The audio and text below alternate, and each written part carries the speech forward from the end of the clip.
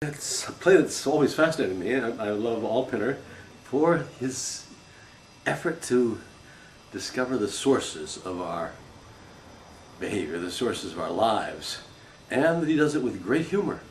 It's a rare combination of someone who's depth searching and uses humor well. If your vision of the human world is sufficiently searching and sufficiently cynical and sufficiently bleak, you've got to balance it with humor. A lot of people say that No Man's Land is one of Pinter's funniest plays because it is about two writers and they take such delight in language and they are so playful with the way that they use words and the way that they not just spar but almost seduce each other, charm each other with their wit. They really put on shows for each other, and that's ultimately the real joy in this play. It's just a dazzling display of wordplay, and that's of course what you get to do if you're writing a play about writers. It's interesting to look at the critical response to this play when it premiered.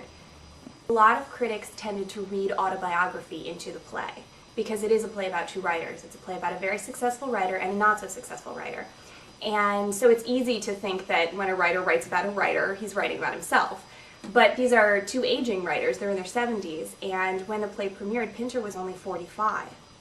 So it's not possible that he was looking back on the life that he had had. It's possible that he was perhaps looking forward and predicting two different lives that he might have. But even then, of course, Pinter refused to acknowledge that there was anything autobiographical about this play, just the way he refuses to acknowledge anything specific about all of the ambiguities that he very intentionally leaves in all of his plays. I think another great thing that does set Pinter apart is his ability to ask more questions than he answers, and by doing so, allow us to learn more about ourselves.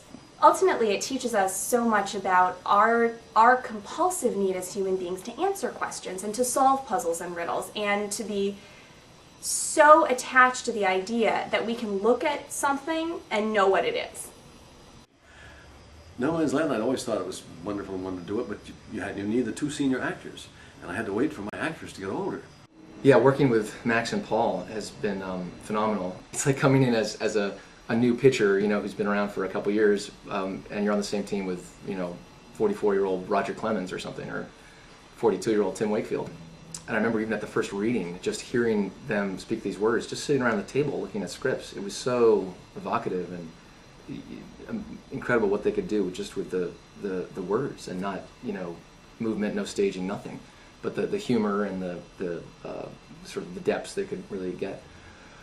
And this show, I'm working with my father, who's directing the play, which is rare. We've only done it once before, about 10 years ago. So I've watched him work my whole life, and I know how he works with actors, and I know the freedom that he gives actors, and how he, you know, he rarely is super direct. David is rightly called an actor's director. One of my favorite things that David says after a run or after rehearsing a scene is he says, "All right, gentlemen, that was very instructive. That was very educational." And he really sits in the room as if he's being taught something by the actors, which is fascinating. I wonder if his familiarity with Pinter and Pinter's style of working has anything to do with the fact that he doesn't come into the room acting as if he has a lot of answers. I see the art of directing, if it can be called such, as stimulating the imaginations of the actors and keeping them involved and keeping them adjusting and looking and examining and reacting, and they enjoy this. Today we will have a different interpretation of Spooner and Hearst and how they see one another than we had yesterday. And they will create that, and we will take a look at it. The other day, rehearsal made me think of that story that people tell about, you know, the boy and his father who are in an accident. They go to the hospital and the doctor says, "I can't operate on this boy, he's my son." And so some people say that doesn't make any sense, the father was in the accident. And some people say, well, of course the doctor's the mother. And that makes you aware of the assumptions that you make and the way that your knee-jerk response to filling in the blanks. And that's a very simplistic example of the experience that Pinter is evoking constantly, moment by moment, in these stories, because there are so many areas left blank. It's really going to ask you to actively use your imagination. Things aren't going to be spelled out for you, and relationships are constantly shifting, and power dynamics are constantly shifting, and sometimes it's very subtle. And what people are really after is not spelled out or directly expressed. People will say one thing, and they might be thinking or trying to do something totally different, you know. So that's one of the challenges in performing it, and I think also in watching it, is what you constantly ask yourself, what is actually going on here? What is actually happening in this scene?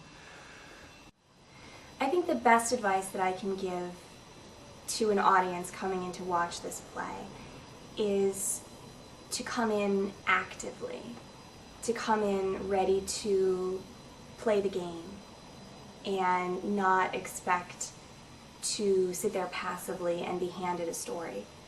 But there's certainly a payoff, because what you learn is not what the secret to the story is.